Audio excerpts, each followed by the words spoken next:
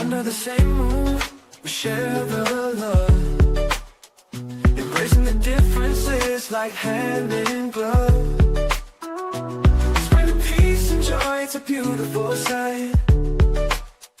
Together we shine in each other's light. United we stand in love's pure might. Watching the world share in love and light. Hearts beating as one in our peaceful flight. Colors of harmony painting the night. United we stand in love's pure might.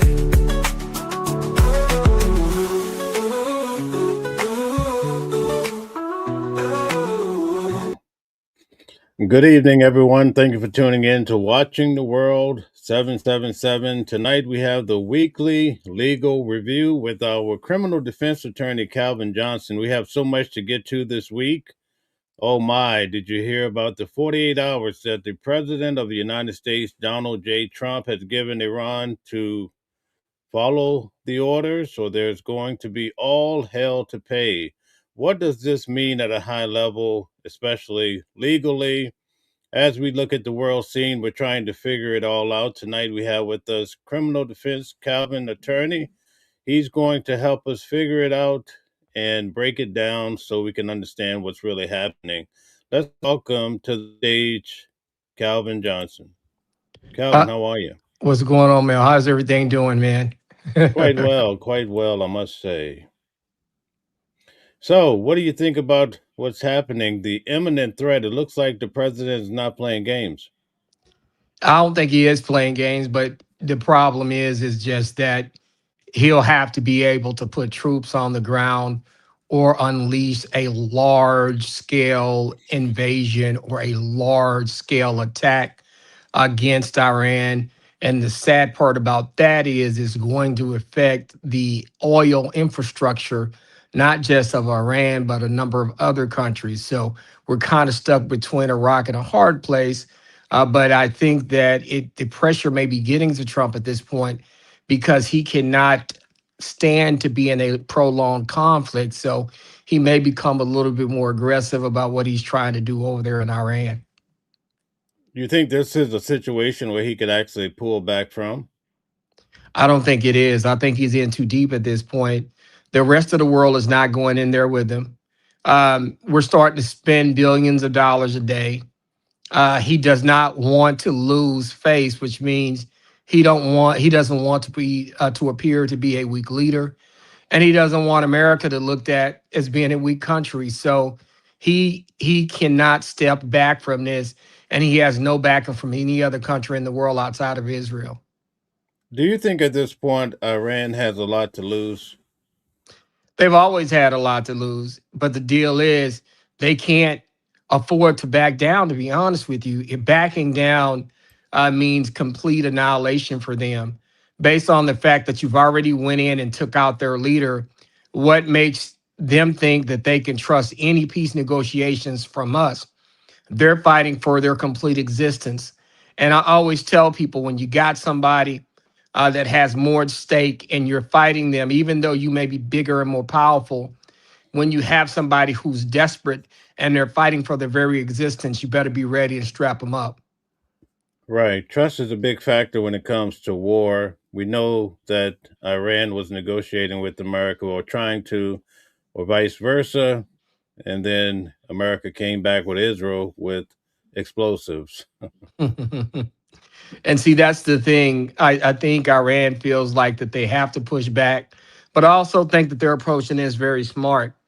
It's not just about fighting America. It's about applying pressure not only to America, but to all of America's allies that are in the Middle East. And by doing that, they've gained a lot of leverage. And then by controlling the Strait of Hormuz, they want other countries who actually are sending their tankers through to get oil to stay out of the conflict. That's a way to get countries to stay out of the conflict. If you stay out of the conflict, we let your ship through. If you don't stay out of the conflict, we'll try to blow your ship up.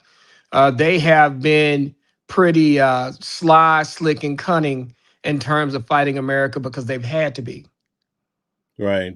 You know what's shocking to me is that now they're threatening to hit Paris, London, all the Rome. So they're even Italy, man. This is getting out of range, right? It is, and see, the deal is that they may have the capability to do that because of the way that their improvements in their military. And then anytime that you have drones, like you have drones, they can be a huge potential problem for those places, as well as the ability of their scientists to develop technology to be able to actually hit places outside of the Middle East. And that's where we got to be careful. We've kind of played Star Wars and war games like it was a video game with all of this technology that we say we have, but has it actually been put into work? And when you think about it, some of the technologies that said that, hey, we can stop, we can provide a dome of protection. Our stealth fighter cannot be detected. Well, our stealth fighter got hit. Israel does not have a dome of protection. And so you got to start questioning all of these huge promises by some of these defense companies about what their products can actually do. All right. So I have sort of an issue, and I know you're the man with the plan, right? You're the man with the plan. So it's going to require me to tell a story. So I saw on Instagram and some of these other shorts where Iran was dropping these missiles out of the sky like nobody's business, right? Mhm.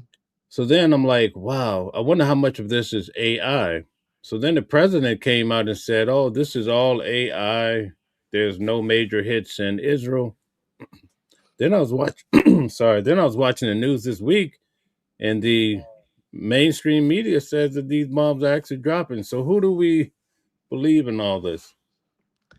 I think you can believe Iran if you want me to be honest with you. Our Really? president has not been, and listen, he has always kind of pushed the envelope on how he sees things. And that is a huge concern. Nothing against him, but he's been known to kind of fib a little bit. And so I don't know how much all of the American people trust him. I think his supporters trust him, but I think those that maybe not have trusted him and voted for him, we have concerns about his ability to be 100% truthful when we were talking about stuff like this. So, and then on top of that, from what we're hearing, not just from his mouth, but Iran is being very resourceful. They're sending decoys missiles, they're sending decoy drones. They have, for all intents and purposes, been preparing for America to attack them. I think that when Trump attacked Venezuela, I think it put them on high alert that if he'll do that to Venezuela, some country we haven't had a huge bad pass with, what is he going to do to Iran? And I think that that really was a signal to them to get their plan ready. And they probably had already been getting ready. But I think that expedited the way that they were thinking about being in the conflict with America. And so I believe that a lot of their missiles are hitting their points. Right. This goes all the way back some 47 years when we saw hostages being taken. Then also in 83, we had various explosives happening out there in Iran. This goes on and on. Do you think that this is just, it's all coming to a head and it needed to happen? Or do you think that this is America stepping in when they shouldn't? I actually think it's America stepping in when they shouldn't.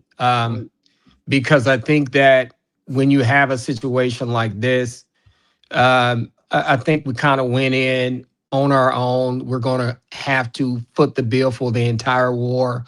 I think we kind of went in with Israel uh, and believing what they're telling us, in which I think that we shouldn't always believe what another country tells us, Israel or not. And so, with that being said, I just think that us stepping in right now with our economy or being the way it is, I think it's caused huge instability in the entire world. And I think that we need to be extremely careful about moving forward about what we do because America is starting to not be the darling of the world that it once was, and people are looking at us as a threat. And you got to be extremely careful when the rest of the world starts to look at you like that.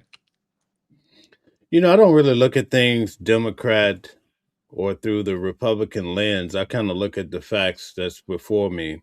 Yeah. And I'm troubled when I see Joe Kent, who was serving as the lead of counterterrorism, and he resigns and said that America is lying to the people and Mhm. also that this is Israel's war. Like, what are we to make of that? That's serious business. And I think it is. And I think that, we have to be careful because, a lot of people will say, well, why are you on here talking against the war when we actually have soldiers and we have military people fighting this war on behalf of America? And I try to tell people war is a very serious thing. My uncle served. I love this country. I love everything about this country, good and bad. I feel like we got a lot to work on. It's not. It's not that we're anti-American asking these questions, Mel. It's a very serious question that we need to ask. And what you just brought up was somebody that was in charge of part of this reason why we went to war. And when they decide to resign and come out and say that they cannot, in good conscience, support this war, they cannot, in good conscience, continue to do their job. And then they tell us that that the government is not being honest with us. It's one of those things where it's extremely disappointing that we're doing this, and it's really, really, really, really concerning that somebody in the position to do this job says no. We're not being honest with the rest of our country, and we shouldn't be in this conflict. That is very concerning for me. Oftentimes people hear individuals like Candace Owens talk about Charlie Kirk and his assassination. And you take it with a grain of salt. You say, okay, she's talking. Do I believe it? Do I not? But then this guy, Joe Kent, came out and he actually said that there's belief that Israel had something to do with Charlie Kirk's murder. That's insanity to hear that from a person that had such high level intelligence. And I'll tell you, there was somebody, I don't know if it was Candace Owens or another lady that was putting some videos out of some of the security or the people that was standing behind Charlie Kirk when he got shot. And whether you like Charlie Kirk or not, he would really call Israel to the carpet on some of the things that they were doing that he did not think was ethical and fair. And I don't think Israel liked that. And then when you have somebody with the amount of power of a Charlie Kirk going out there not full throated supporting Israel, and then he ends up getting assassinated like he did, it's very, very questionable that assassination in itself. So it does not surprise me that an individual inside our government is coming out talking like this, because when I look back at some of these speeches, now I don't agree with Charlie Kirk. I'm not a Charlie Kirk apologist. Mel will tell you. But I will say that that man actually would take Israel to task on some of their behaviors and some of the things that they were doing. And he was not in support of everything that they were doing. And I think that they had a problem with him for not doing that. Since we've had the new president Donald Trump, he has pulled security clearance from various individuals. Why would a guy come out and make these statements when his life could be on the line from revealing such secrets? And see, that's what I'm saying. What does he have to gain? He doesn't have anything to gain by coming out doing this. He's just decided that at this point in his life, that based on what he's being asked to do, based on his oath and based on his service to the American people, that he cannot in good conscience do this job. So that's the thing. There's a lot going on behind the scenes. I think there's a lot of dishonesty and there's a lot of things that are concerning that are happening, and we need to open our minds and eyes and ears to understand all of this. Okay, so let's talk about the economy right now. According to, I think you could agree that prior to this event, basically gas was coming down.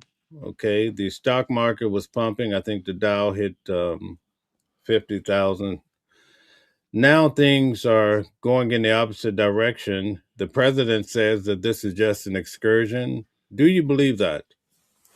This is not an excursion, it's a full-blown war. Ooh. We're losing citizens. We're losing. We're getting attacked at bases all over the world at this point. Um, Gas is up, man. I mean, I've had a client recently tell me, "Well, Calvin, I'm gonna cut the payment by this amount because I'm a trucker. I do these hot shots, and man, with the increasing gas, I got to cut my payment to you." There's also down here in Dallas, a Nordstrom's, the Nordstrom store in the Galleria, which is an affluent part of Dallas, has decided that they're moving out of the building and they will no longer do business there. So they're closing down.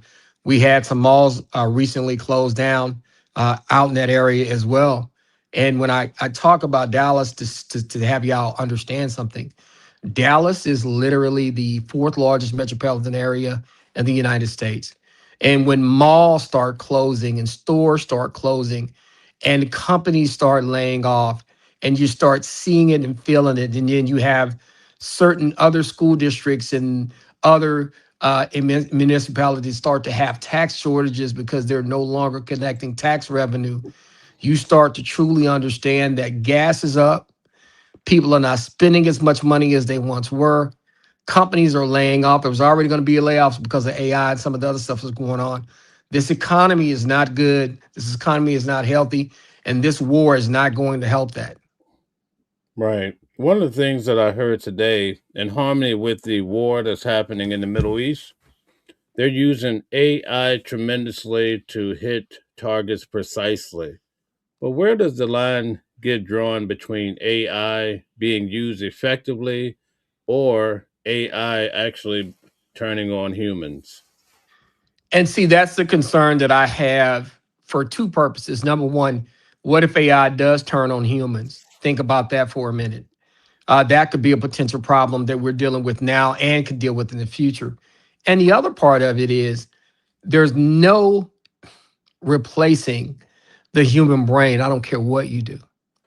Ultimately, the human brain is supreme, and I'll tell you because it can adjust. It can see real things. You can go ahead and program the AI all you want. But I've heard that some of these countries are doing things to fool the AI. So when you're using the AI militarily, countries, if they're smart, and I've heard some are doing this, if you're smart, you can use the AI for the other country to pick their targets. You can make targets that you have nothing at, and the AI could possibly hit them. And that's because you don't have boots on the ground and you don't have humans, real human decision making involved. And that's one thing you got to understand. And I think that's one thing that we got to be careful about.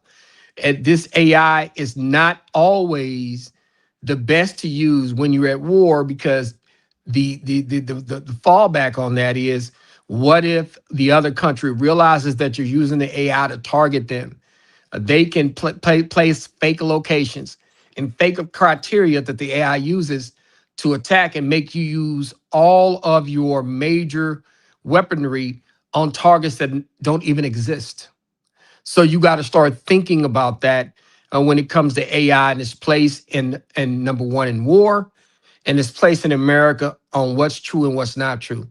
We got to be very careful with artificial intelligence. Barack Obama made a deal to, prevent Iran from going into the measure of nuclear war, right? Mhm, mhm. They somewhat, I guess, complied, and now we see what's happening. Are countries going forward really going to comply when it comes to nuclear when they see what could happen? I don't think that they will. I think that that's the thing, that I think there was a delicate balance. When you start attacking places like this, they may say, "Mm, why should we not have a nuclear weapon? What if you decide on a whim to just come in and take us over like you did Maduro? What if you decide to hit us like Israel did with America and come in on Iran when we didn't even attack y'all first?" People are starting to look at that and understand, and that's what the issue is. You know what I'm saying? And it's one of those things where, we got to be careful. And this is the other thing I'm going to talk about. Some people think that when we're discussing this or discussing whether we should be in this war or not. Oh, y'all are anti-Trump. Y'all don't like Trump. It's not that. It's the reality of the situation. Gas is higher. We're suffering job losses. Oil is going to be $120 a barrel. It's already 108. We had to take sanctions off Iran to stabilize the oil prices. We can't, because we like someone, whether it be Joe Biden, whether it be Barack Obama, whether it be Trump, we can't lose the ability to call a spade a spade. And right now, I bought some gas today, and it was $3.99 a gallon. 6 weeks ago, I bought some gas, same place. I paid $2.49 a gallon. And it's not a lie. That's the truth. And so people have to start thinking about that, and people have to stop making excuses for what's going on in America right now. We got people commenting, oh, anytime we say something, oh, that was already happening anyway. Gas was already going up anyway. Inflation was up under Biden. No, man, inflation is up under Trump right now. Gas is up under Trump right now. Energy prices is going up under Trump right now. They just asked for $200 billion more dollars. And for the Defense Department to be able to continue to fight this war. And then they're trying to say, oh, it's not a war. Man, there are people, you're in a war. We're losing American citizens. Our bases are being attacked. Yes, we are actually in a war, not an excursion. This is not a slap boxing competition. People are dying. So we have to remain sensible enough to use our human brains, regardless of whether we like a person or not, to make some real decisions about what's happening in this country, what's happening in the war, what's happening with these gas prices, what's happening on the job markets, what's happening financially around the world, and the instability that has been created by this attack. Okay, so we're talking about two different dualities here. On one track, we have this war happening. A lot of people are debating, no, it's not a war. Okay, we could debate that. That's okay. But at the same time, we've had the president go on tour. He was pretty much on the campaign trail again. He hit 2 or 3 states last week. So how do we interpret that? Because he's talking about the gas prices are better, the economy is better. It's almost like a winning tour. What do you think? And that those other concerns I have, you have to be honest to the Americans about what's happening. Americans are not fools. Just because you visit and give them a hoorah talk, I still go to the pump. I'm not paying $2.49 right now. I'm paying $3.99. And that's the truth. I look at gas prices in other places and they're up 60, 70%, just like they are in Texas. And we're talking about Texas here. I mean, we're talking about oil producing Texas, $2.49 and $3.99 in 6 or 7 weeks. And we got to be careful about that. The president likes to feel good. He likes to be around the MAGA folks. He likes to be around the supporters. They help keep them balanced. They help make them feel good. But there's no feeling good when you got $40 in gas budgeted for the week, and now that $40 has ballooned to $70. And then you can compound that and say if you got $100, $120 for gas, now it's $200. That $80 has to come from somewhere, and it's going to have to come from other parts of your budget. And that's the thing. We cannot play with the American people. And I think the Republican Party, as well as Mr. Trump, they're playing a very dangerous game. People are not stupid. Now, you have people that are kind of his sycophants that will do what the president wants to do. They're not going to question what he does. But real people who go to the gas pump, real people who go to the grocery store, real people who are looking for jobs that can't get jobs, real people who lost their jobs because the company has downsized, those are real things that are happening, and we got to be extremely careful with that. Okay, very good. I'd like to ask everyone, please hit the like button, share, subscribe. Thank you. Also hit the hearts to help bring more attention to this live stream. Calvin, could you take a moment and tell everyone who you are and what you do? My name is Attorney Calvin D. Johnson. I'm a 24-year practicing attorney out of Dallas, Texas, formerly city council candidate in Dallas. I hold 2 degrees in political science and history from Howard Payne University, and I hold a law degree from St. Mary's University School of Law.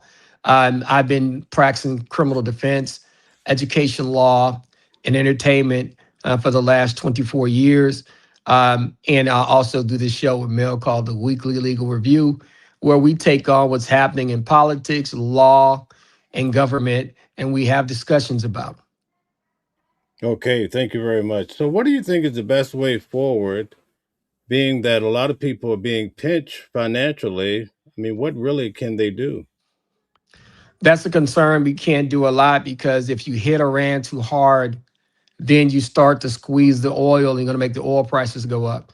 And the Iranian oil situation is so tied into the other oil producers in the Middle East that if you hit them too hard, it could affect other people. And if you hit them too hard, they will start to attack our allies in the region. There's not an easy way out. And that's why people have been extremely careful about getting in there in the first place, because the Middle East is treacherous.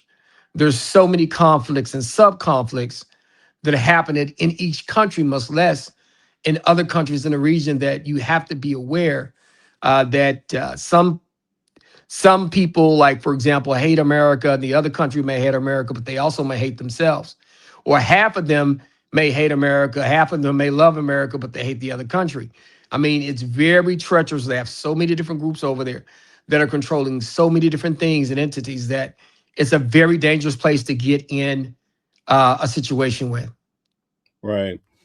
Do you think, like many people, that this has something to do with the Epstein files, whether directly or if it serves as a distraction? What do you think about that?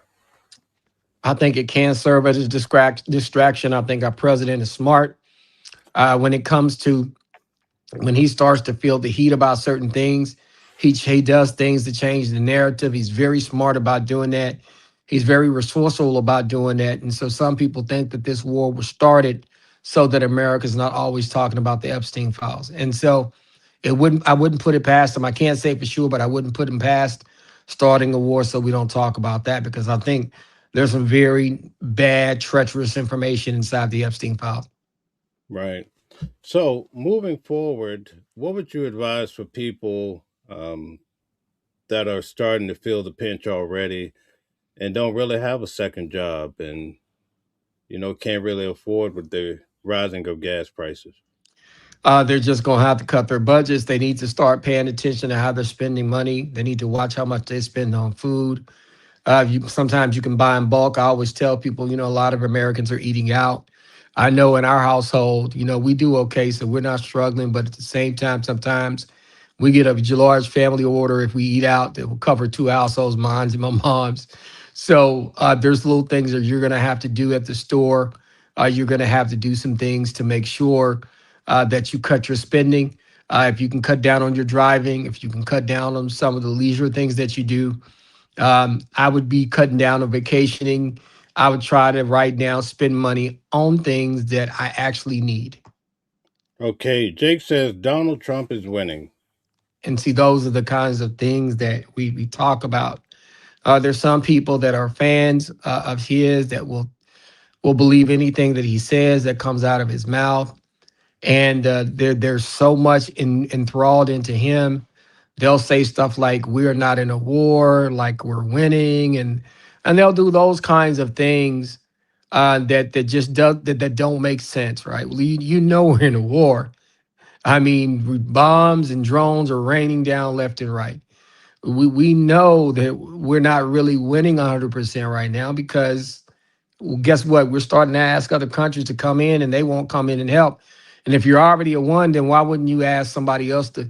If you won the war already, if you're winning, why would you ask somebody from another country to come help you? If I'm already beating somebody up, I don't need any help. So it's one of those things where, you just got to be extremely careful, when Oh, you start talking about this. all right. I just want to, if you think we're at war, put a one in the chat. If no, put a two. Let's see what everybody has to say in regards to that. Calvin, do you think all of this will affect negatively the midterm elections? I think it will. They're in trouble. Like, we're in Texas, and there's this area called Fort Worth, Texas. And there was an election over there that Trump had won by I think 17 points. And he had won by 21 points last time. The Democratic candidate won by 17 points. That's a 38% reversal. And it's in Fort Worth, Texas, which is known to be red. It's the area that's outside of Dallas that's pretty red. In a red district that Trump won by 2021, he lost by 17 recently. And you're seeing numbers like places in Texas where they're actually, and people go, Texas is a red state. They're a red state by default because they're actually more Democratic voters. We actually have, if I'm correct, about 500,000 more actual Democratic voters that are registered as Democrats in Texas than Republicans, but the Republicans vote at a higher percentage rate than Democrats in Texas. So what you're seeing is you're seeing a lot of Democratic voters come out, and you're seeing a lot of Republicans not come out, and you're seeing independents deciding that they either going to stay out of it or they're going to vote Democratic, but a lot of them are not going back to the polls for the Republicans. So it is an extremely difficult situation in terms of the midterms. I think the Republicans are going to be hurting the midterms bad. Okay, Grumpy has a message for you. Could you address that? Oh my God, if you're in the middle of the war, you call your allies for diplomatic support, Calvin. What the hell? Then he wasn't asking for diplomatic support. He was asking to send real help. He's asking to send some troops. He's asking for some escorts to actually escort some of these ships through the Strait of Hormuz. It's not diplomatic support. He wants real life support, money, ships, and manpower, and he's not getting that. And that's the thing. Hey, if you're a fan of Trump, it's America. Support him in all that he does, and that's your prerogative. But let's not be delusional about kind of what's happening to the point where you believe you believe what he's telling you, and then you call your eyes a lie. So we got to be extremely careful about that. Shada says North Korea has nukes just like Iran and mistreats its citizens. Why doesn't the U.S. treat them the same? It's a good question, but with that being said, that we know that they got nukes, and we know that because of their leader, he's a little unstable, that they might actually launch them. We never know what they're going to do. And so I think that's a little bit why we don't just go up against them that way or treat them in a particular way. Now, we went in and attacked Iran, but when you go in and take out their leader like you did, everything else is going to be fair game. They're not going to be amenable to wanting to talk and have these peace conversations when you go out and take their folks out. Yeah, James says starting tomorrow, ICE is just going to be in the airports with TSA. Hey, TSA, stop the nonsense. So that people understand, I think that the Republicans are trying to come up with a way to affect the next elections by having a not just a state issued ID, but you got to have a voter ID is what I'm being told. I don't know if that's true. And what they're trying to do is suppress the numbers, and to be able to pass a bill, they want that inside of that bill, and the Democrats are balking at that, and they're saying they're not going to pass that. And then the Republicans won't do something without it. And I think ultimately, let's be honest, the Republicans have the numbers. They have the president, they have the Senate, and they have the House. They got to put something on the table that does not have that stuff in there, because people will not be disenfranchised just to pay someone. If they want those people to get paid, they need to put forth bills that are going to allow them to get paid, because they're in control. They control all three houses: the presidency, the Congress, the Senate, and the House of Representatives. You can't point to the other side because you won't put legislation out that's going to pay people. Okay, there's a message for you from Tammy. Calvin, you should be worried more about the Muslims overrunning Dallas, my dude. I'm not really worried about the Muslims overrunning Dallas. We have enough Christian folks, real Christian folks here. We have enough people that are true believers of God that they're not going to let that happen. And I don't have any issues with any of the Muslim organizations here. They can do what they want to do. It's America. We're not really worried about them. We're just trying to coexist down here in Dallas. We're trying to pay our bills. We're trying to help our families, and we're trying to make sure that our city progresses. In Dallas, we have a lot of collaboration. We're the fourth largest metropolitan area in the United States. So we really try to work with each other, whether it be Dallas, Plano, Frisco, Allen, Fort Worth, Lancaster, DeSoto. All of these areas try to work with each other. And that's the way we do it down here in Dallas, my man. So if you weren't about that, then don't worry about it. So you're not that far from the border. What do you think about abolishing ICE, as many people talk about? I don't think that you should abolish ICE, but I do think what you should do is that they're going to do operations. They should have targeted operations to make sure that they have identified who they're going after and go after them. But riding on the streets, randomly pulling people over just because they look Hispanic, because they look like they don't belong here, that's not something that we should be doing. They tried to come to Dallas, and thank God our police chief said, no, we're not going to collaborate with you guys.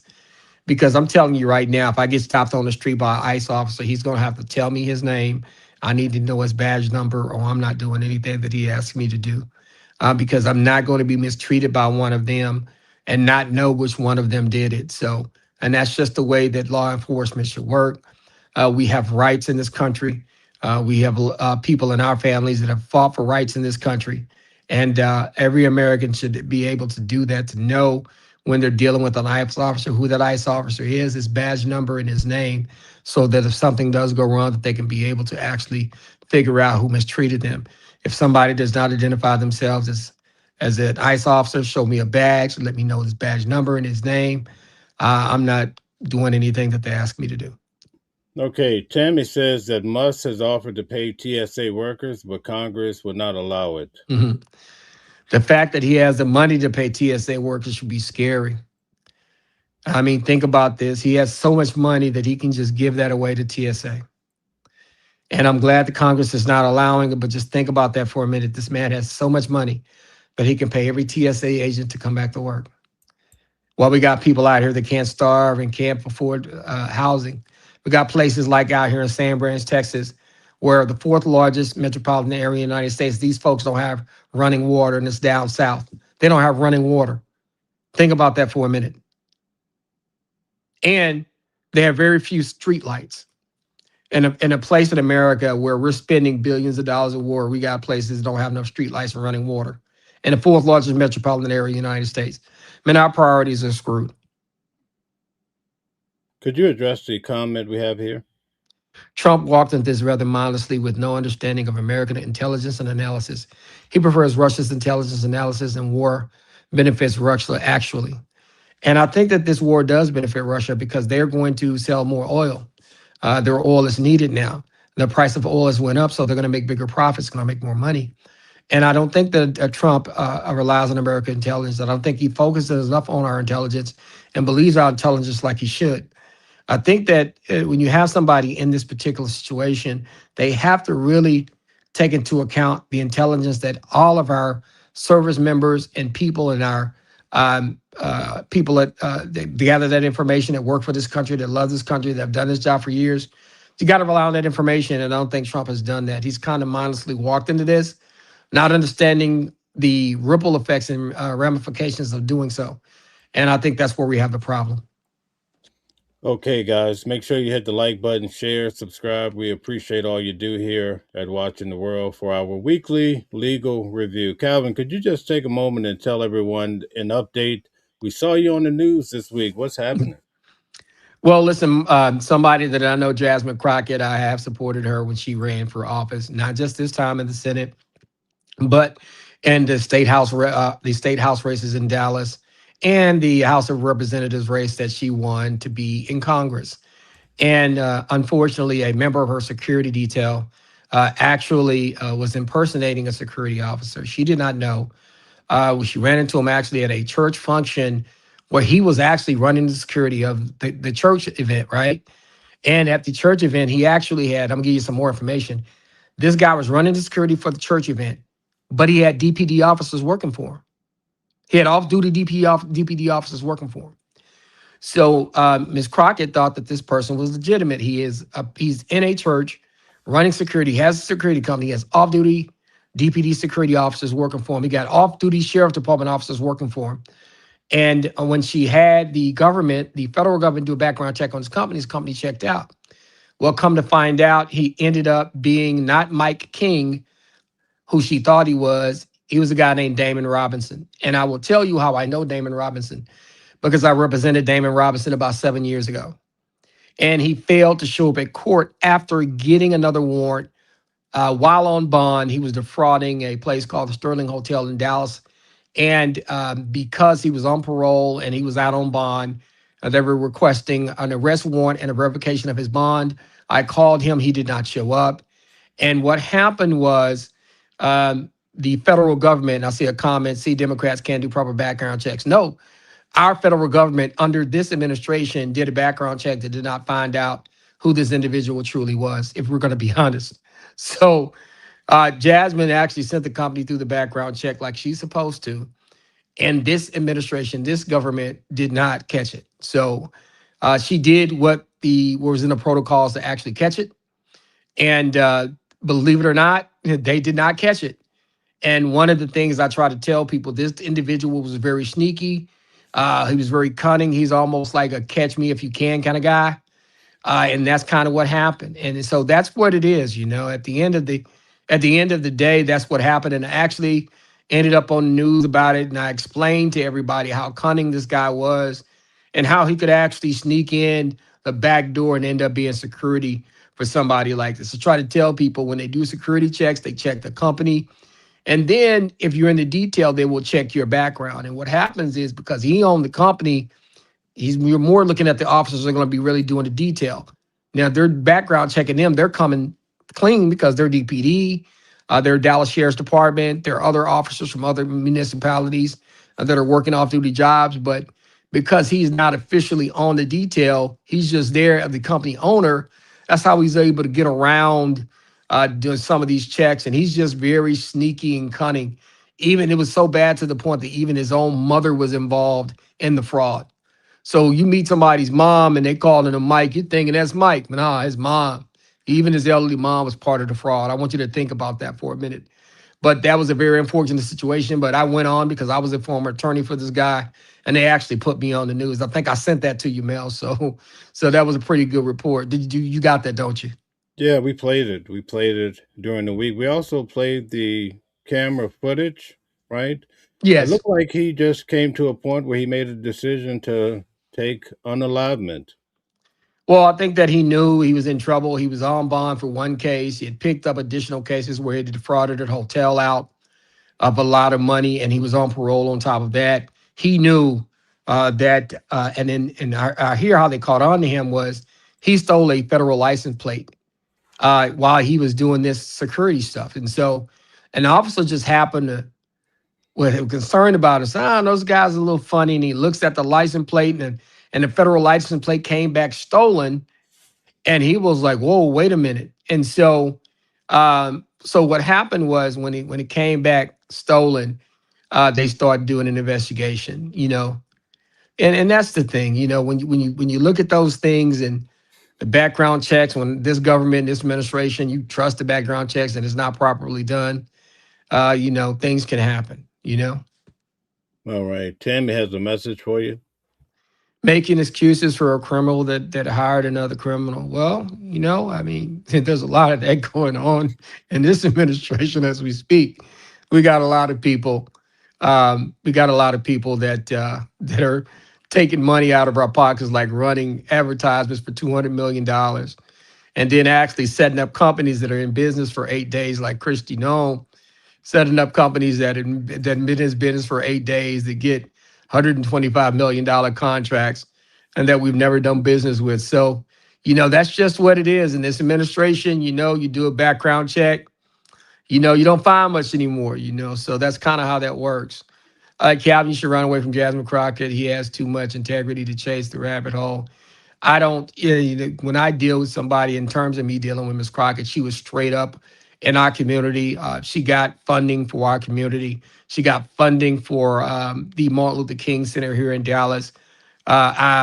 She's been to my community and other communities that I'm associated with. She showed up and provided assistance, provided funding, and actually came and listened to her constituents there. So that's how I deal with people. I deal with people based on how you deal with me. And if I hadn't have had those experiences with Ms. Crockett where she showed up and did her job in terms of our community, then I wouldn't be supporting her. I support her based on what she has done in our communities, and that's be honest, show up, get us funding when we need it, and show up and listen. So that's kind of where that's at. Rudy says that Republicans do their background checks. Do they really? Do they really?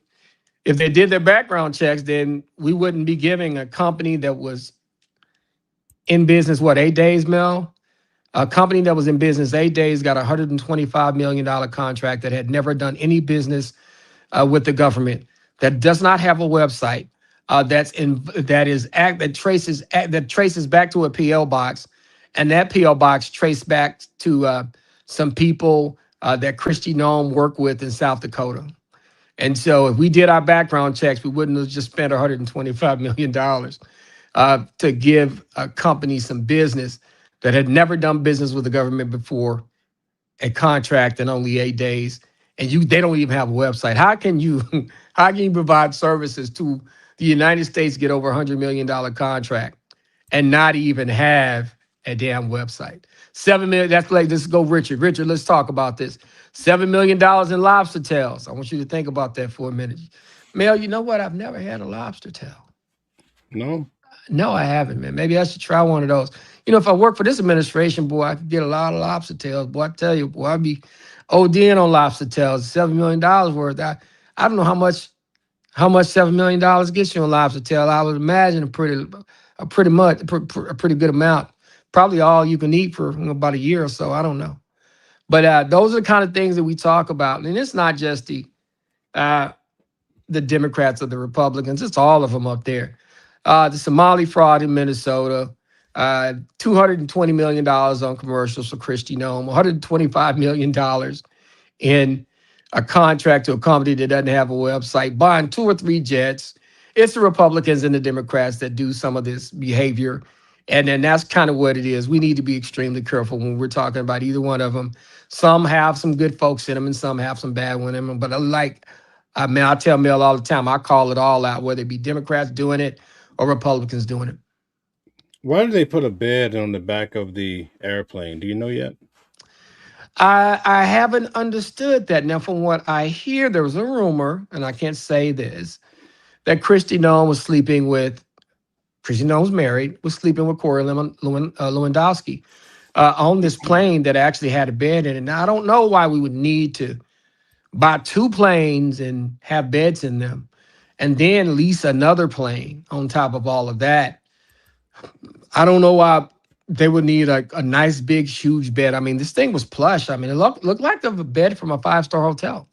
But those are the kind of things that we look at. You know, those are the kind of things that you got to talk about. A lot of Americans are concerned about the draft. What do you think in regards to that? Could it come down to this? They should be concerned because we could really get pulled into this thing and they could reinstitute the draft. But I don't know if Congress is going to let them do that. I think Congress did not authorize this particular war. Trump went on this on his own. So I don't think that that's going to happen. But it very could well happen if we don't get out of this conflict and get out quickly. Being that you say Congress is not behind it, what are the ramifications if this goes all the way left for the president? It's really bad because Congress didn't really authorize this. They kind of found out after the fact, you know, and that's the thing, you know. That's why, you know, you got to start talking about it, man. And, you know, as we're looking at this, you know, we're talking about all of this, doing everything on your own, rampant fraud, you know, just deciding that I'm going to do this and we're going to spend money and we're going to go to war and we're going to attack people and we're going to kidnap Maduro from Venezuela and we're going to bring him to trial in America and we're going to go in with Israel and he doesn't talk to anybody about any of this that he does. He just does it. And those are the concerns that we have with this particular president. Even when the Supreme Court rules against him, he rants on them and even sometimes decide that even though they told him not to do something, he goes and does it even more. Right. Why do you think we have so many social media personalities or people from Fox, and basically most people say they're just trying to play into the hands of the president, whereas other people are catching the heat for talking against the president. Well, they're not used to a lot of people on Fox talking against this president, but you have to realize there are a lot of Republicans that do not like what's going on right now. This president said no new wars. We're in war. This president said gas prices were going to go down. They went down for a minute until he did the new war thing. Now they're higher than any time that they were under Biden by extra 20%. He said he was going to bring the prices of food and groceries down. That's even ticking up again. And so a lot of people are concerned because he's getting America involved in things that he personally said he was not going to get us involved with. And the things he said he was going to do, the actual opposite has happened. Wow, that's something. So, what would you recommend as far as with all the changes that this administration is making, and there's so much happening? How do people keep up? Man, it's really hard to keep up with all of this stuff happening. And see, that's the thing. There's no checks and balances in place. This particular Republican administration, in terms of the Congress, they're never going to go against this president because he wields such a heavy hand that if they do that, that he can annihilate them. Look at the senator race down in Texas where you have Ken Paxton and John Cornyn, and John Cornyn is actually starting to kiss up to the president because Ken Paxton is actually ahead in the polls. The problem is Ken Paxton is dirty. He was the attorney general in Texas. His own people that worked under him turned him in for taking bribes, not prosecuting one of his donors because his donor was giving him millions of dollars. He was using tax dollars to catch an Uber to go see his mistress and cheating on his wife. And it all came out. But the sitting senator now, John Cornyn, is running against Ken Paxton, and he's behind to that guy. And that's the state of politics that's kind of happening right now. You don't have any real leadership. You just have followship, and that's an issue. Okay, very good. Can you address the comment from Andrea? Yeah, we need to stop thinking red and blue and start thinking right and wrong. And I think that that's what we need to start doing. I tell people, for the most part, I probably consider myself a Democrat. But with that being said, I don't agree with everything that they do. And I'm not going to agree with everything that they do. I'm also, I also believe in God, believe in Christ. And if they do something that I think is against my beliefs, I'm going to say it. I'm not going to be one of these go along to get along kind of folk. But in this country, we need to be extremely careful. When I say be extremely careful, people are using religion to rope us in. There's no party of God. The party of God is not Democrats or Republicans. It's the Most High. And we got to start being careful about not calling right from wrong.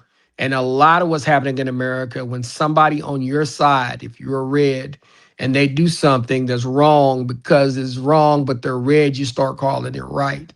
Same side on the blue. If they're doing something wrong because you're blue, instead of calling it wrong, you calling it right when it's wrong. We got to start looking at right and wrong and stop looking at red and blue.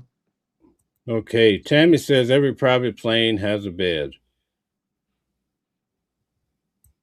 But to get a private plane, that's an American plane that you said that you were going to use to transport deportees, and then you put a big plush bed on it that's better than most five-star suites, that you actually get mad. You got to actually mad at one of the pilots and curse them out because you didn't have your special pillow and special sheets to go on this bed. And you're rumored to be messing around with Corey Lewandowski, who's a special assistant to the president while you're married. You got to start thinking about that. That's not how we should be spending our tax dollars when you have people out here and you got places in America that don't have running water, but we're spending $7 million on lobster tails. Let's be honest. All right. James is a 24-year attorney too out of New York here, Calvin. You guys have to link up. I got to link up, James, man. Thank you, my brother. James says it's difficult. They will never go against Trump. They will never go against Trump, I don't think. I think that a lot of them, they would, you even have some of them that decided to not run for office again because they don't want to go up against him because he wields so much power. He has so much of a cult following that they will not go up against him. And then that's sad because if you see him do something wrong, I dare you say something about it because if you do, they'll annihilate you and you'll never get elected again. And that's the sad part about all of this. Country Carpenter had mentioned 47 years we've been dealing with Iran. What do you think about that? Yeah, it's 47 years we've been dealing with Iran, and a lot of what they're doing, you got to be careful with them. They're a dangerous country, don't get me wrong, but we have to really realize if you want me to give you a history lesson, let's give you a history lesson. For the longest, the Great Britain and America controlled the oil in Iran, and they installed this guy called the Shah. And when they installed the Shah was like letting American British oil companies just take the resources out of Iran. Iran decided that they didn't like the Shah anymore and they wanted to remove him. So when they told America, we don't want him in here. You get this guy there. We're going to pick our own leader. America said, no, we're going to leave him in there. We like him. So Iran decided, no, we're going to remove the Shah. So the Shah gets wind of them coming to take him out. America comes in and swoops him up, takes him out of the country to a safe place and says, no, no, no, no, no, you can't have him. You're not going to do that. And they're like, hey, you got to bring him back because he's been betraying our country. He's not doing what's in best of Iran. He's allowing American and British oil companies to do all of this stuff. He's dirty. He's taking money. He's taking kickbacks. And America said, no, we're not done doing that. And then they took hostages. So this issue with hostages was behind us not returning the Shah, and then them deciding that they were going to take hostages because we would not return the Shah. And it all started because we were taking their oil, American oil companies and British oil companies, and taking advantage of them. So let's be honest. I mean, America's imperialistic, and I can't really talk about that because we're an imperialistic country at times, and we've done that. That's why we're one of the biggest, strongest countries in the world. But what that is, that's just the truth. We have to be honest. And so we've been fighting this fight for 47 years because of that. And so with that being said, I don't wish anything bad on anybody, but hey, I don't want them having nuclear weapons. I don't want them attacking us. I don't want them to have the ability to attack us from where they sit. So if you have to go in and make sure that they don't have that ability, that's fine. That's great. But with that being said, to go in alone, to not have any approval from Congress, to not have a entry and an exit plan that is going to allow us to be able to get out of this thing, I think that's crazy. Okay, very good. Speaking of Maduro will be in court this week on the 26th, so we look forward to that. Can you address the comment by Grumpy in regards to this? Which was passed by Chuck Schumer. We had authorization by Schumer to arrest Maduro. Hey, I get what you're saying with Maduro, but you got to be careful because the optics of that, you look at it. But with that being said, I don't know if we had that authorization to go snatch up Maduro like that. Maduro definitely had some issues with the way he was conducting himself and some of the things he was allowing to come to our country. But when you start going into other countries and going and just picking up their leaders and then flying them out and trying them in American courts just like that, we got to be careful about how we do that. So let me just ask you this question. Based on America, Israel going into Iran is targeting all of these other places. Do you see any viable solution to this going forward? I don't see a viable solution, Mel, because you can't really attack them like you want to, but it's going to affect every economy and it's going to affect every other country in the region. If you continue to slowly piece this out, then the more this drags on, the more America has a problem. I think Iran has been waiting for this day to have to deal with us like they're having to deal with us.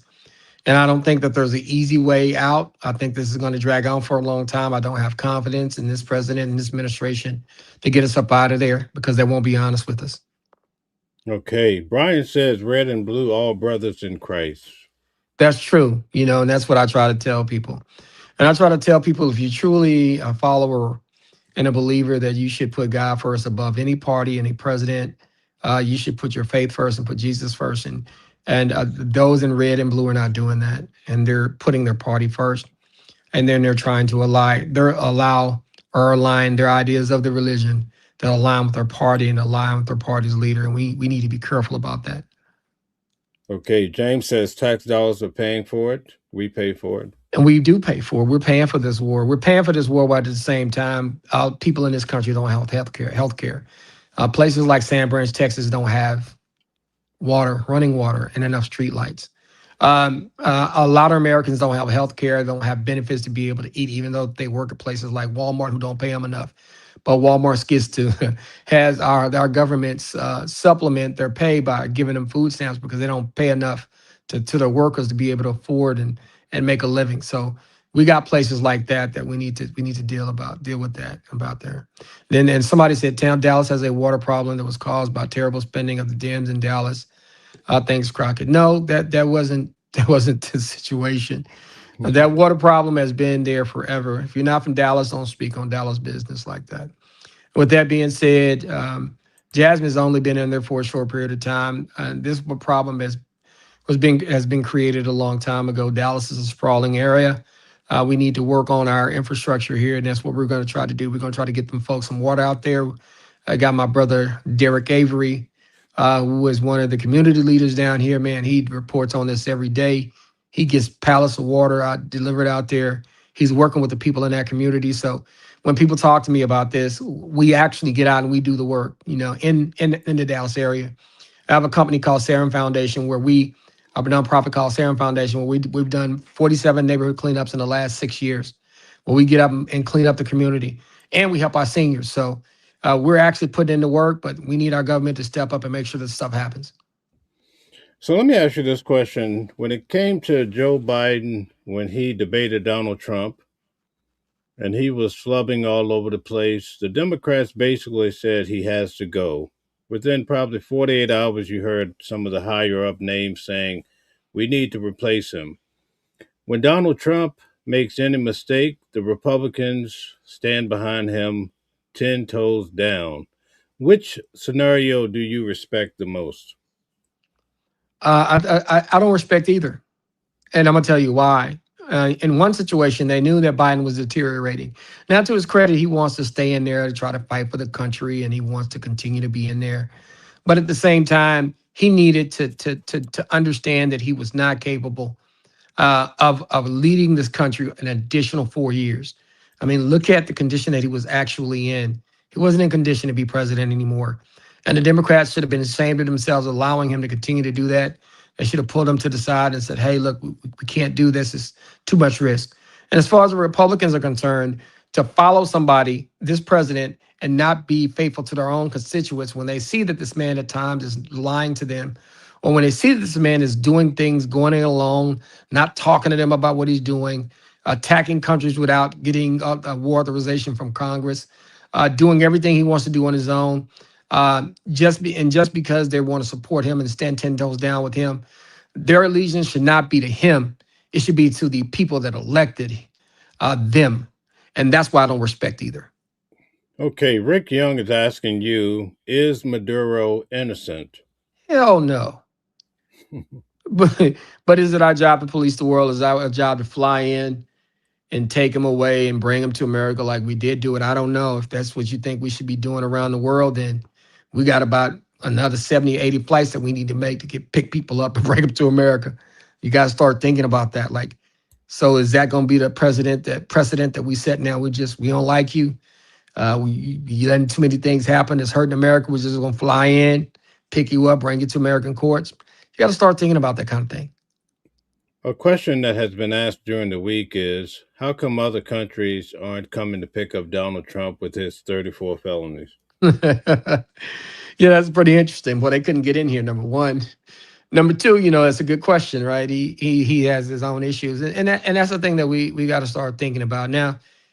Whether you like Trump or not it's not even part of this question. Could we have found somebody better in this country to help run this country? Could we have had better candidates, better than Kamala, better than Mr. Trump? Could we have had better candidates to choose from as Americans to run this country when we have very smart, intelligent, dedicated people that are involved in politics and business? And people wonder, could we have done better in terms of leadership in America? And I think that we could have. Okay, can you address John's question? If Iran had nuclear capabilities, they would hold the world ransom. Yeah, they would. But at the same time, if they had nuclear capabilities and we knew for sure that they had a nuclear weapon, we would blow them to smithereens. And that's just that, because we're not going to allow that to happen. And that's just how it is. Maduro stole the election. Yeah, well, that's what they do in other countries. There are plenty of other countries that stole elections. And there's one that's trying to steal one now. so so if you want me to be honest, so somebody said Mindy Business, Jesus is fake. Well, that's your opinion. But it's America. We can believe in Jesus if we want to. Or we can believe in Jesus when it fits our politics, I guess. We have every right in America to do that. Okay, Miss Patties, could you address that? I think we will get out with a little more time. This will not drag on. No, ma'am. This will drag on. And unfortunately, I wish you were right. I'm hoping you're right. But as Charles Barkley would say, I may be wrong, but I doubt it. Are you amazed by the president's tariffs? Yeah, I am. Because they have effects on so many different industries and businesses, and people can say tariffs are good, but I've known a number of businesses that went belly up because of the tariffs, because it creates different financial realities that in some situations with the tariffs, it made other companies in other countries be competitive with American companies because they could actually build to the price because the price went up because of what Mr. Trump was doing. And so you got to start thinking about that. So those tariffs are not all good. Oh, Okay. don't speak on Dallas. Oh, who are you to tell me what I can speak about or not speak about? Hey, I'm not telling you who you are to speak about. Speak. Matter of fact, I tell you what. Speak on Dallas all you want. We're probably not going to listen to you. But speak how you want to speak. I mean, no problem. You're free to do that. And continue to watch the show. Continue to comment, Tammy Pierce. We love your comments. Whether you care for me because I'm a Democrat or not, hey, continue to speak. Continue to talk about Dallas all you want to. Oh my! Look at Purple Groovy's comments. So amazing. I'm old enough to remember when this social network was called a school playground. You're right. And these kids and these people need to understand how they have to connect with each other. We jump on the internet now and we talk bad to each other and we disrespect each other. We say stuff to folk that you wouldn't say to them in person. Those are the type things that we do. And then the internet's a place where you can come on and you can just support your candidate regardless of what he does. And like I said, they said Mr. Trump could kill somebody, and nobody would testify him in the middle of Times Square. Nobody would say he did it. And they said, Tammy Pierce said, Captain, what the underlying charge? He can't tell you. What do you mean the underlying charge? Underlying charge of what? Donald Trump, 34 felonies. Oh, man. You know what? Once again, we're not going to go and deal with stuff like that. He went to court. A jury of his peers found him guilty. The American justice system works again. It is what it is, and it's one of those things where that's what it is. And it said, praying that Jesus is real, God is not pleased, but we are at the end of times, as the book of Revelation say. Shakese, I know her, great conversation, great person. She's right. And see, I will tell you, God is not happy with us. We have lost compassion to people that we should have compassion for. See, I'm like this, and God requires me to be this way. Just because you disagree with me politically does not mean I hate you, and does not mean that I feel like you don't have a right to speak on situations or like me or not like me. And I truly believe that God is not happy with us because, and I'll tell people, I went to Baptist University. a private, we call them PWI, private white institution. But I had a lot of great friends there. We went to chapel. We went to chapel every week. I went to a Baptist university, so we learned about God. We prayed together. We sang together. I actually had to go to chapel 2 to 3 times a week at our university. But as I look at some of the behavior of the people, even some of the people I went to school with, we were not taught to do some of the things that we're doing. And we were also taught never to put anybody above God. And I think that we've started to put our political candidates above God. We're putting our political positions above God and our faith. And we're not doing what we're supposed to do. And I don't think God is happy. Cheryl Wilder said, as Bible prophecy is unfolding in the world events, this proves that it is the word of God in scripture. Jesus reveals Jesus is God, John 10:30. And I definitely understand that. And I think that we are in a situation in this world. And I always try to tell people you have a lot of people that are MAGA that say that they're Christians. You have a lot of people on the left that say they're Christians.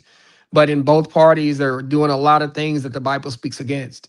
And so even though we may be politically involved, I'm a traditionalist. I believe in the good book and what it says and how to live by that. And I think that both parties are doing and behaving in ways that God is not happy with. So with that being said, we got to be extremely careful about how we are moving forward. And in addition to that, I don't think the church has the sway that it used to have in American politics. And well, I'm saying American politics, but in American households, I think it has too much sway in politics and not enough sway in American households. And each sect of religion, whether it be some in the MAGA world or some in the far left world, they're doing things in ways to please themselves politically as opposed to actually following the word. So that's just the truth. And one person just put country carpet, humanity, love humanity. You're right. We got to love humanity. We got to be about each other. Purple Groovy 69 said, artificial intelligence will not destroy the planet. Irresponsible human intelligence will. Oh my God. Hey, 2 thumbs up. Thumbs up. Let's give a gold star to Purple Groovy 69. And that's what it's about. And then the other person says, it was written, nothing we can do about it, what meant to be. I definitely understand that everything is happening for a reason. There's people that have prophesied that we were going to get into a war, and I think we're in one. Sharon Stevens, 8242, says separation of church and state. Definitely, there is a separation of church and state. So, we should have a separation of church and state, and I think that we've lost that. Church has become politics.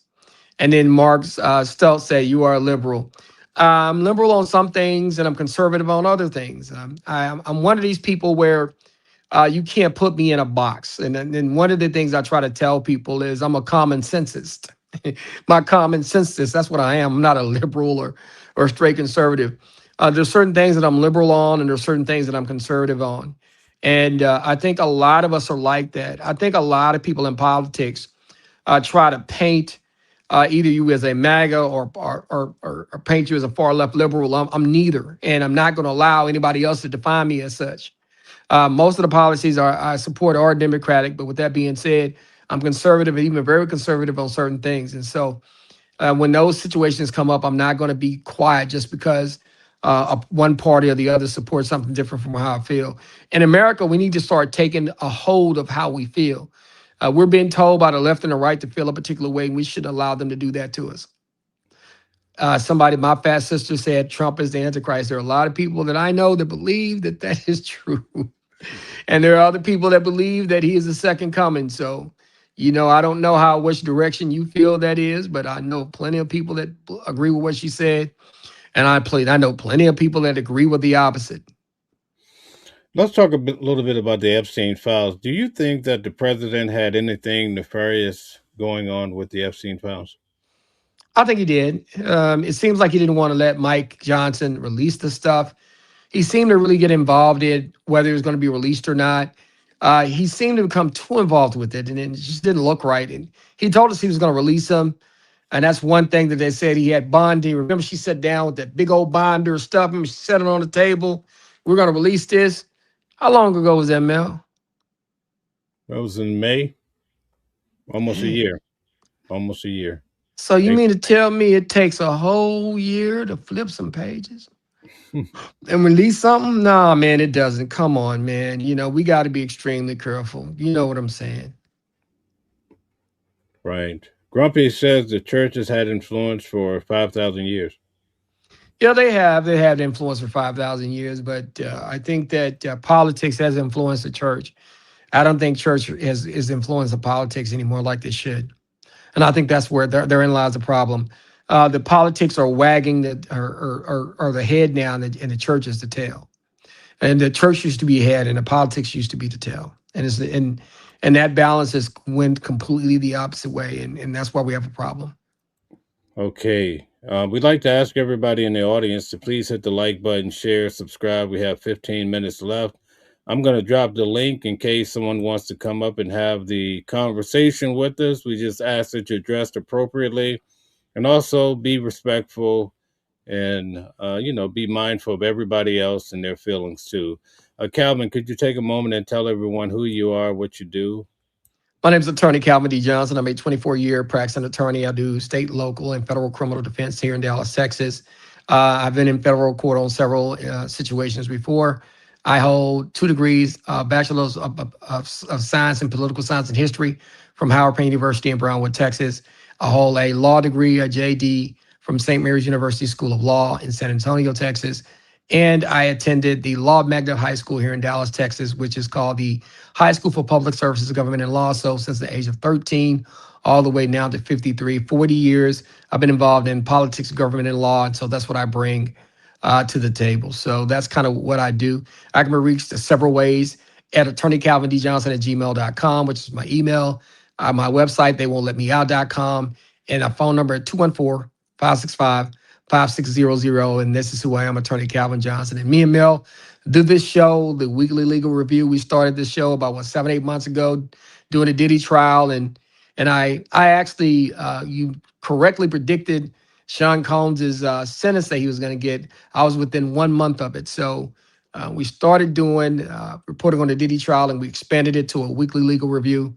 And that's kind of what we do here. We talk law, legal, we talk legal, politics, and government, and current affairs in America. And we do this every week, 6 p.m. Texas time, 7 p.m. New York time.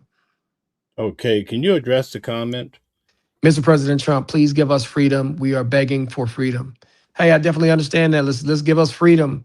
And let's have freedom for everybody. Let's not just have freedom for the folks that voted for you.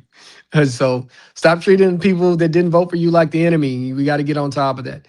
And Cherry Twatter said Christians should influence policy, i.e., abolish abortion and uphold traditional marriage between male and female. And see, those are the type of things that we always talk about. The Bible speaks of some of these things, and a lot of people, if you don't, or if you speak of what the Bible says about that kind of stuff, they'll either point to a different Bible or different interpretation. And with me being a traditionalist, but with that being said, I definitely understand that. I agree with that. But at the same time, I always tell people, you have to let people live the life they want to live. Even just because I'm a Christian I'm not going to push my ideas of marriage on somebody else. If they want to do what they call as marriage over there, then you have to let them do that, because this is America. Even though I may not approve or believe in certain particular things, I still believe that people have a right to do what they want to do. And I think that if you're going to come to God or come to Allah or come to whatever you believe in, you should come to your religion, your beliefs on your own. I shouldn't be pushing my beliefs on you. And that's just kind of what I believe. Whether you agree with what somebody's doing or who they marry or some of the abortion things or not, live those things in your life and just share that with other people. But ultimately, they have a right to do what they have to do. People who want to truly come to God are going to come on their own. A lot of people really haven't learned too much about Israel, but now it's heavy on everyone's mind. Why do you think that's the case? I think because I think they've kind of pushed this president into doing something that other presidents didn't do, which means we feel like a lot of us feel like Netanyahu talked Trump into doing this with him. And all the other presidents had kind of not allowed this to happen. Okay, thank you very much for the super chat from, let's see, Commander, I believe. Thank you so much for that as well. Calvin, could you tell everyone why it's important to hire an attorney versus trying to represent themselves or maybe use an ex-con? Well, the reason why it's important, like I said, we had somebody on our show, man. We had a guy on our show. I forgot that guy's name.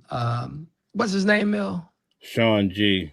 Yeah, Sean G, man. He was on here telling us what he'd done. He'd been locked up before, and he'd been in prison before, and he knew the system. And Sean was gonna get 20, he won't get more than a year, and then a year's supervised release. And he'd been in jail before. And he actually asked me, well, what gives you the right to come on here and tell us, you attorneys come on? What gives us the right is we go to law school. Like I did everything in my life I needed to do. Just because you got tricked out of your position and you did not go to school, you did not get the education, you did not go to college, you did not finish college, you didn't sit for the bar exam, you didn't sit for you didn't sit for the LSAT to get into law school, you didn't go to 3 years of law school, you didn't sit for the bar exam and pass it the first time through. You didn't go out here and practice law for 24 years. That is what gives me the right to speak on something, and some random person on YouTube doesn't have the right to speak on them. They have the right to speak on them, but you should not be listening to that person. You should an attorney who's been to court for 24 years or 10 years or 5 years. Get somebody who's went through the act of going to college, taking the LSAT, going to law school, passing the bar exam, opening a business, and actually do it every day. You should want the most qualified person in your corner when you're struggling with the most difficult time of your life. So that's why you should hire a lawyer as opposed to just listening to some random person on YouTube. Okay, guys, take a moment and definitely hit the hearts. We're light on the hearts tonight. Also, hit the like button. Stella, I sent you the link. Can you post the link? I text the link to you. I think Grumpy wants to come up, but the link I put in is not working. So if you could just post it for me, that would be great. Okay, we have the link if you guys would like to come up and join the conversation. Calvin, one other thing is, what do you think?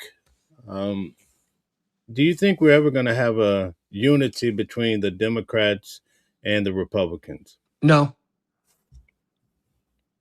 No? Unfortunately, no, unfortunately. I think honestly, um, the Republican Party fears that maybe democracy in the way that it has been working for the last 400 years no longer works for them, which means that they're probably going to have to start cutting the amount of people that are voting because they're concerned and about the racial ethnicity and the racial makeup of America and the birth rates of certain groups. Like there are more Hispanics in America now, and they're blacks and Hispanics. If you add them up, I think that there are more of those than actually Anglo Americans right now. And I think that this Republican Party has pushed the fact that your whiteness or somebody being white is you should be Republican, and then the blacks and the browns are against you and all of this stuff. And I think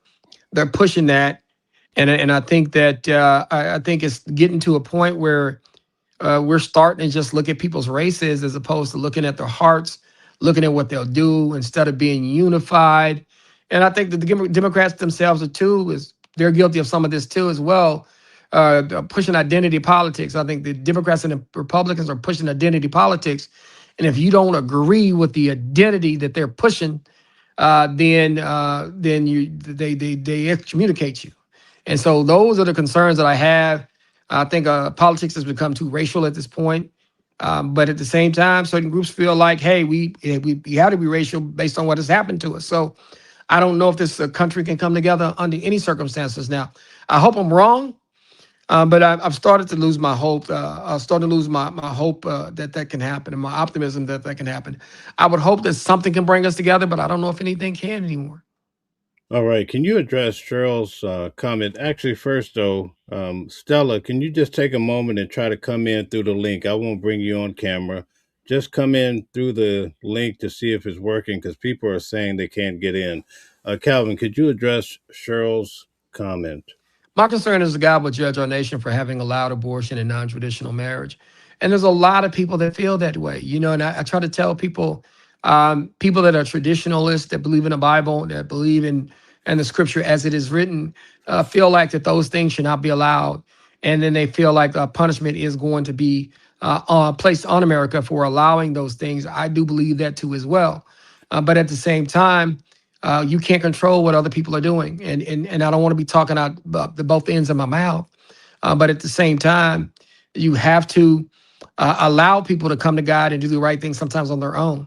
So when you say allow certain things, God did give us free will to either follow him or not follow him. And those that are not following the word are not going to go to heaven and they're going to perish. And so at the end of the day, a person has a right to follow the word and follow God or not follow God. And there are going to be consequences one way or the other.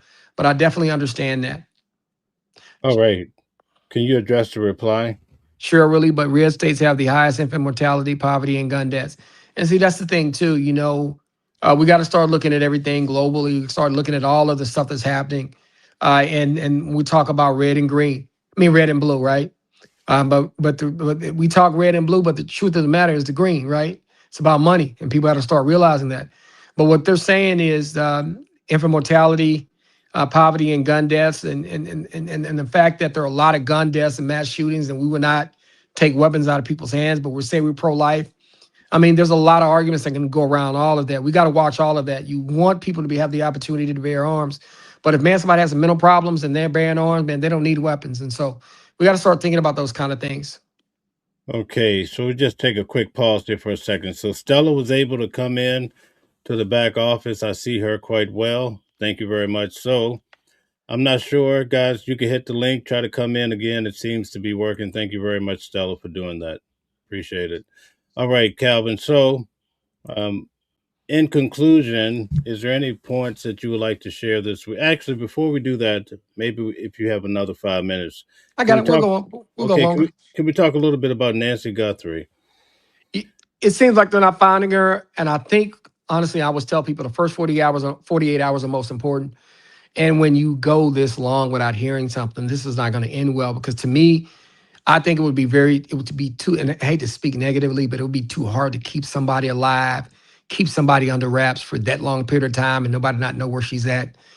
She's probably not with us, unfortunately, but it's a very, very unfortunate situation. Somebody loses their mother and then they don't know what happened to them. And I think that probably should have been maybe handled a little differently in this situation. But at this point, I just don't know if they're going to ever find her. I have a question for you. This week, they were back in the neighborhood talking to some of the local construction workers. I guess there were some homes in the neighborhood being worked on.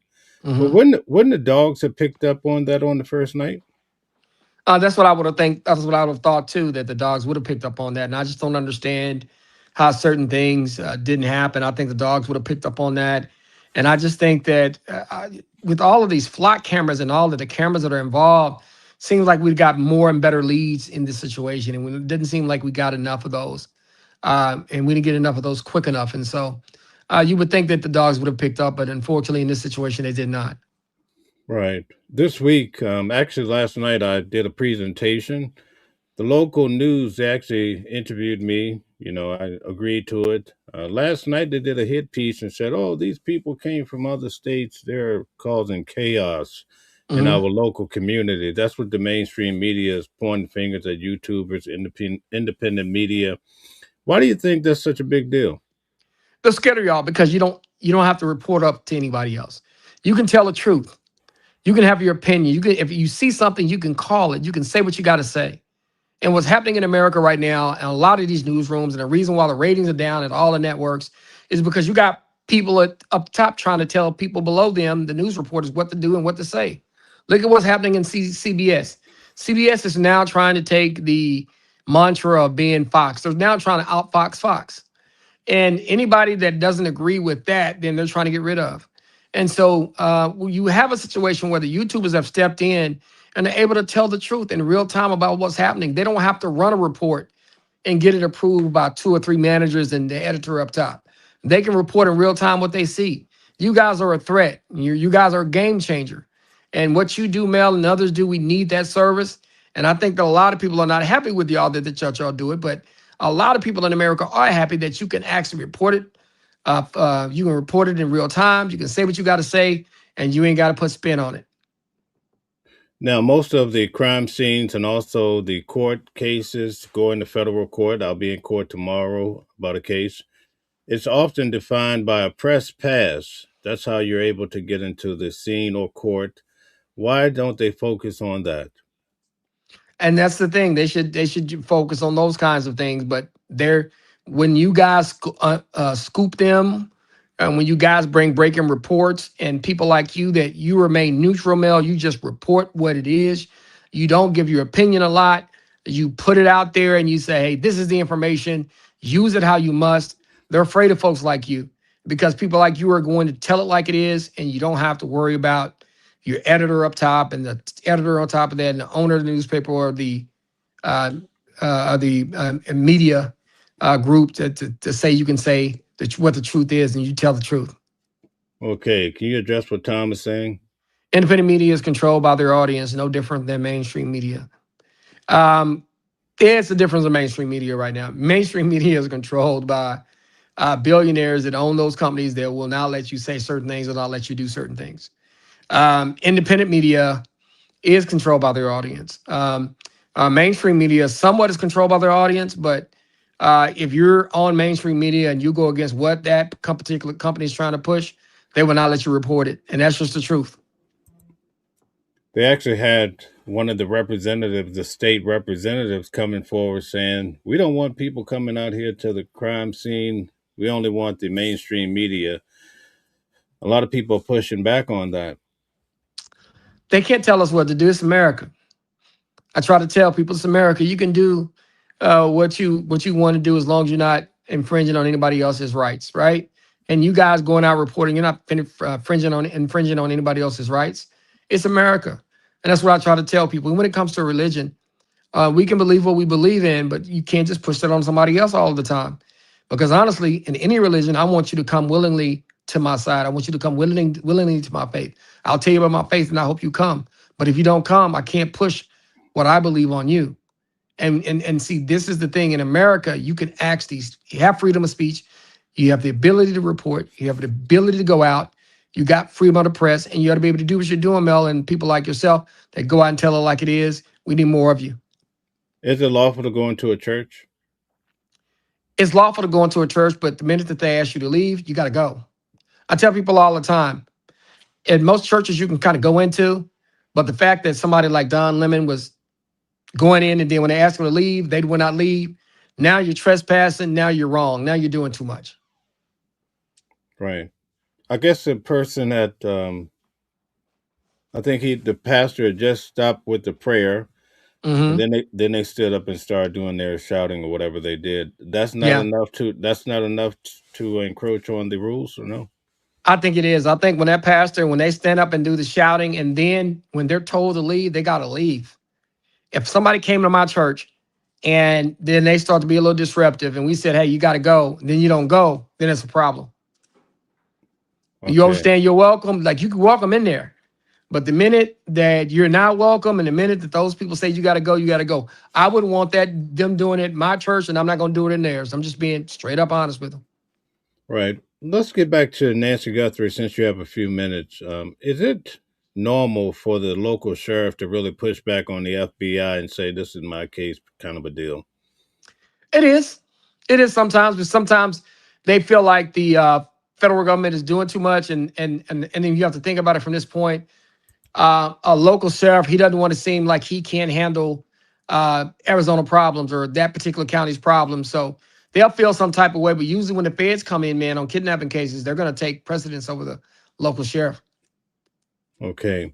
What do you think is the big issue here as to not figuring out this case? Not even, they don't have a vehicle after all these days, man, 50 days almost. I just wonder what they're doing. And I think that maybe I feel like hopefully maybe if the federal government would have came in sooner, because I think they have more resources and they have the ability to be able to get things done quicker. I think that would have been helpful. I just don't know what they're doing out there, man. And you would think that they would have a lot more information, especially with all the cameras and the flock cameras and the technology, man. When you commit a crime nowadays, man, you got to worry about not just the eyes of actual witnesses, but 50 or 60 other eyes, depending on what direction you're going into. Right, right. Um, Even with the videos that have come out, the guy tends to try to approach the front door. Some people are saying they went through the back. Do you think a person would have spent all that time at the front to only just turn around and go to the back? No, I feel like they got in there and they somehow got in and got her up out of there. They probably covered the cameras. and they probably got in there some kind of way. And that's the thing. I still believe that once you get a certain point, you can't have somebody just walk up to you, do it when you're famous, or you got a famous loved one. Like her mother, I know she took care of her mother.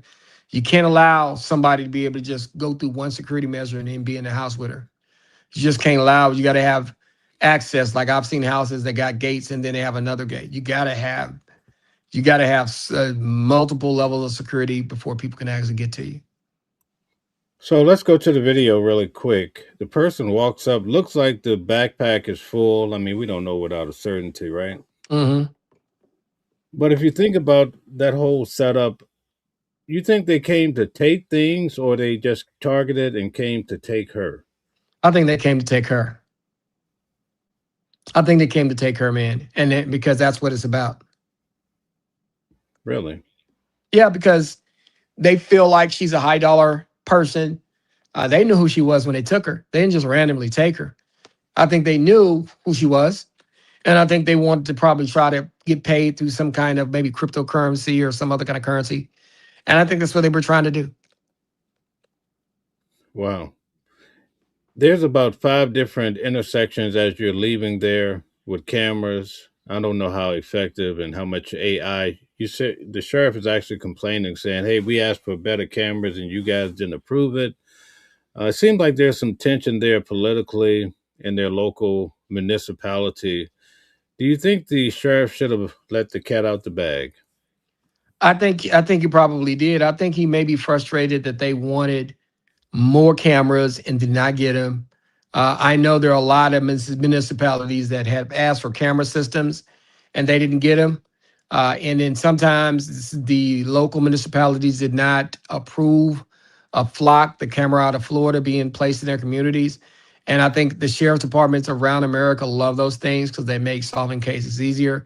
I've had plenty of cases involving flock cameras here in Texas that they were game changers in finding people who had committed crimes. I mean, we got flock camera footage on a murder that I was working on one time, and I was like, wow, man, these things help you solve crimes. I mean, I was in another case where a flock camera identified where some individuals were. 2 days later, they had committed a crime on the north side of town, and they were on the southwest side of town, and they got caught just because they ran through a light that had a flock camera. Okay. So, man, that's crazy. I want you to think about that for a minute. So that municipality probably either asked for the sheriff probably either asked for more cameras or the ability for flock to be able to be in their communities, and probably got turned down. All right, so let's just do a quick process. Maybe you could tell me if this sounds absurd, and we'll go through maybe 3. Tell me if you think it's possible or absurd. I was in court sitting behind Nicolas Maduro, and I told you I'll be in court this week on Thursday, sitting behind him again. In court, he says that the United States came in and kidnapped me from my living room, and they kidnapped my wife. He kept saying that in court. With the timing of Nancy Guthrie, could this be some sort of payback for what happened to Maduro? I don't think that's that. I don't think there could be something like that. I think whoever took her, because when you look at it, Good Morning America, they're not so pro, not Good Morning America, Today Show, they're not so pro-Trump from what I watched when I watched them. So I don't think this is something that they did because of Maduro. I think you're kind of left field on that one. Okay. Here's number 2. When you go to Nancy Guthrie's Facebook page, everything is negative about Trump. Trump. And there's a lot of things that would probably trouble the average person. Just some of the posts about Trump. Do you think she could have stirred someone of Donald Trump's base the wrong way and they came after her? That's a Absurd possible. or could be possible? That could be possible. I mean, look, we have people that comment on our show, and no matter what this president does, they're for him, and they'll get angry if you go against him, and they will call you an idiot. They'll call you this. They'll call you that, and they're really tied into this particular president. Man, they love him to death. And if you say something about him negatively, some of the derangement that happens with some of those folks that support this administration. And I'm not saying just because you support this administration, you're deranged, but there's some people that are deranged to the point where you say something negative about that, And they'll come get you. So that could be something that could be true. Okay, here's the third one. Savannah Guthrie, the daughter,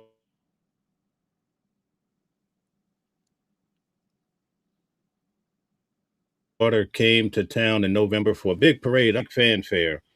Hmm. Is it possible that someone saw her on the TV and that's what triggered this whole event? Maybe even they aired it. It's very close to Mexico. Maybe someone saw it and says, "Oh, because remember, someone Googled the address and they also Googled how much money does Savannah make." You think this could have triggered someone, maybe a cartel, to say, "Wow, this is an easy lick right by the border. Let's go Yeah, grab her and bring her through." it could be a situation like that. And they may have not known that the block was going to be as hot as it was when it came to people looking for her. And so that could be something that could have happened because people will Google how much you make, and people will knock on your door and snatch you up, especially down there by the border. You're in Arizona. There've been a number of organizations that will do that. There's some people that realize, hey, she makes $20 million a year. Let's go ahead and snatch her mom, see how much we can get. Okay.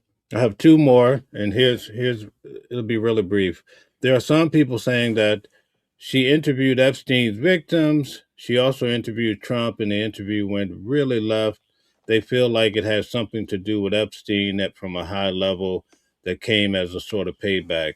Does that sound like something absurd or possible? I it could be possible, but I think it's more absurd than possible.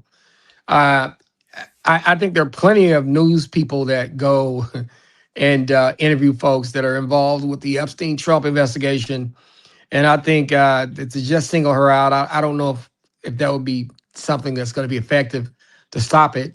So I don't see the real motive in that. I don't know how true that would be. Okay, here's another one. There's a construction worker working in the neighborhood, just happened to see her. They have some fantasy about elderly women or whatever, and decides to start stalking her and rolls up on her one night and take her from her bed. That could very Nothing, well nothing to do with Savannah. None of that. Just straight to her. that could happen. I mean, you got people that see the construction workers that, let's say, they go in the neighborhood and work every day, and they get to watch people's routines, right? Mm, I remember when we were living in Dallas one time, back when I first started practicing law. I had this little house in this little neighborhood, and everybody in the neighborhood, we kind of watched out for each other, but everybody had a schedule. One lady did cut her yard at one time. One person left the house at a certain time. I left the house at a certain time. And one lady came sit on the porch at a certain time. And believe it or not, somebody had been watching, and my neighbor across the street, the time that she left, when the person that cut their yard went back in the house, and before the lady came to sit on the porch, is when they broke in her house. So it was somebody that was just sitting back watching us daily and deciding that, hey, I know the routine. I'm going to go in and get her now. That whew. could very well happen. Okay, here's the last one. A family member is having some financial difficulty. They decide to do this to their relative. So they come up with the entire plot. They hire someone to walk up on the camera to distract from them, hide the camera. Then the family member walks in through the front door, maybe even use a key or left the door unlocked.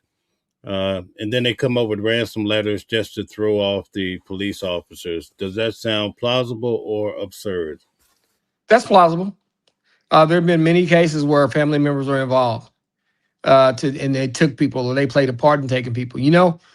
People that make money, sometimes, let's say I got a relative and I'm making all this money, and I decide, hey, I want to ask my relative some of that money they're making. And what if they say, I can't give you any money? I got my own family. I'm not going to randomly give you some money.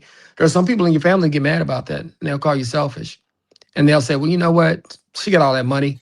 If I do this, maybe I can kidnap her. I can get some money out of it. Sometimes that's the truth. Right, right. One last one, one last one. In this particular case, the person has the gun holster gun right in their midsection crotch. As a man, it would be difficult to run like that, right?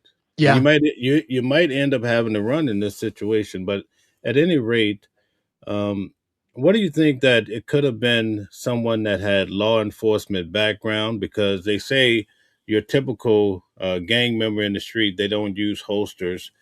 A lot of the FBI agents said they just stick it in their, the belt line. Yeah. What do you That think could about be that? That could be true because there's certain things that were done. If you're involved in law enforcement, sometimes you know how to avoid getting caught. You know how to avoid certain things, but there's certain things that are natural to you that you will continue to do. I used to always watch this thing called the Cold Case Files or the New Detectives, and some of the ways that they would catch people is there was a guy who was doing these robberies, and they saw that he would use a military stance when shooting his gun. And so they were able to deduct just from that a lot of information about who he actually was, right? And so there are certain little things that about some of these people that you can find out that they actually do, and you can Okay. use that information. Yep, that could be very well true. And here's my final question of tonight. What do you think from 1 to 100? What are the chances that the person who did this has come back to the scene repeatedly while everybody's out there covering the case? 1 to 100. What do you think? I would say And before you answer, I want everybody in the audience, what is the likelihood from 1 to 100? Put your own number in the chat that the person has come back while everybody's reporting on the case and they've been on the scene. Let's see what everybody has to say. Go ahead, Calvin. I would say 70%. You know why? A lot of people that do stuff like this that's sick, they like to admire the work. And then on top of that, guess what? By coming back to the scene, they can actually get information on the investigation and make sure they stay on top of things. People that do crimes and that commit fraud and do this kind of thing, they're extremely cunning.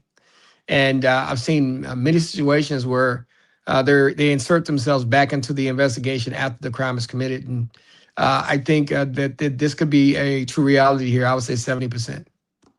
Right, right. Well, very good, man. Thank you. I enjoyed doing this process. This was pretty fun, getting your ideas about the different scenarios. I see a lot of scenarios in the comment section throughout the week, so it's nice to throw them at you to see what people. I think the audience likes seeing it too because a lot of them have expressed these ideas throughout the week. So Yeah. that's amazing. That's amazing. And that's great. And listen, y'all, next time we put a link in the right there in the comments. We want y'all to come up. We want y'all to become part of the show. So next time, if you're gonna watch this show, watch next week. Be prepared to come in, and if you're dressed properly and you have an opinion, hey, jump up on the screen. Even Mr. Grumpy, you're welcome. You're welcome to come on with the Trumplicans that support you. So it's okay, man. We want to have a conversation with you. Come up to the screen and speak your piece. Continue to be a part of the show. We want more interaction. We want more people that are not on the show that just are able to come up in the section and talk to us. Continue to rock out with us. We will be back next week, 6 p.m. Texas time, 7 p.m. New York time. The only thing is, Mel, I will tell you, there's a chance that I may get to actually go to a game, NCAA game, women's game. One of my assistants is the aunt of Michaela Blakes, who is the player at Vanderbilt, one of the best college players in the country. And they actually happen to be playing in Fort Worth next weekend. So go Vanderbilt Commodores. Shout out to Michaela Blakes and her aunt Sylvia Gilliam. And hopefully they are successful in their tournament run. All right. Thank you very much. Would you like to give us some closing words for this upcoming week? Listen, if you watch this show, come in with your opinions. If you support the president as well, support the president, you're welcome to come talk to us. Just be honest. We're going to be honest. There are things that we like that the Republicans and the Democrats do. We're going to talk about it. We want you to become a part of this show. We want you to watch out with us every week. You're welcome. Just try to be respectful. Don't call us names. We won't call you names. But come in and really try to enjoy the show. We respect the people that watch us. We respect the people that want to come out and rock out with us. Continue to support the show, and we will see you again next week. Thank you. Different voices, but the same song. Living a world where we all belong. Kindness leading the way, breaking the chains. In the symphony of love, the thing remains. Embracing diversity, brighter days in sight.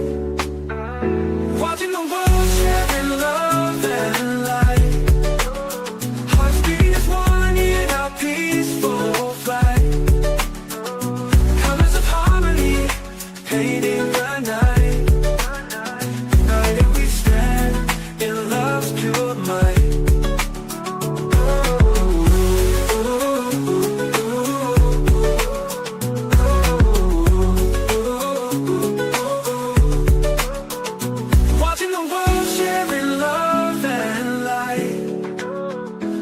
leading as one in our peaceful flight. The colors of harmony, painting the night. United we stand in love's pure might.